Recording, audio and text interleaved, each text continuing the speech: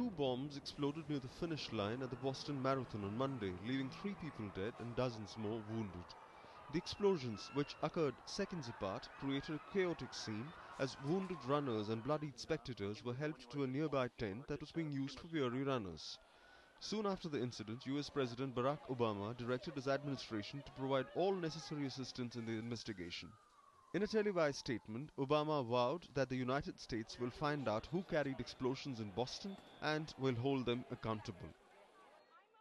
We still do not know who did this or why, and people shouldn't jump to conclusions before we have all the facts.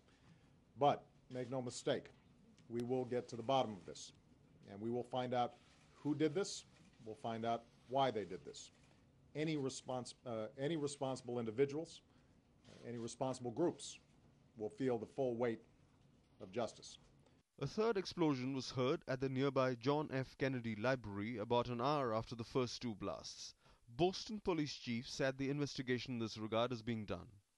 This is a tragedy. We're going to work together on this, and Boston police, the state police, FBI, all the agencies, we just met and we're committed to working together and making sure that we come to a finality of what happened this afternoon. And the governor has been very helpful to us on several issues this afternoon. There is no suspect in custody. We're questioning many people, but there is no one in custody at this point in time. World leaders across the world condemned these blasts. Calling it an act of senseless violence, UN Secretary General Ban Ki-moon expressed his deep condolences to the families of the victims.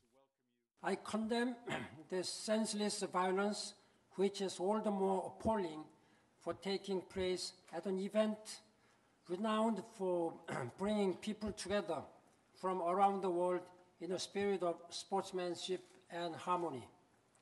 I would like to express my deepest condolences to the families of the victims and to wish those wounded a speedy recovery. The House will now observe a moment of silence in memory of the victims of today's attack in Boston. Members of the US House of Representatives held a moment of silence to remember victims of the explosions. Meanwhile, the US Aviation Administration has created a no-fly zone over the area, while security at key sites in Washington, D.C. and New York have been tightened. The annual Boston Marathon this year had a field of about 23,000 runners and was watched by hundreds of thousands of spectators. Bureau Report, DD News.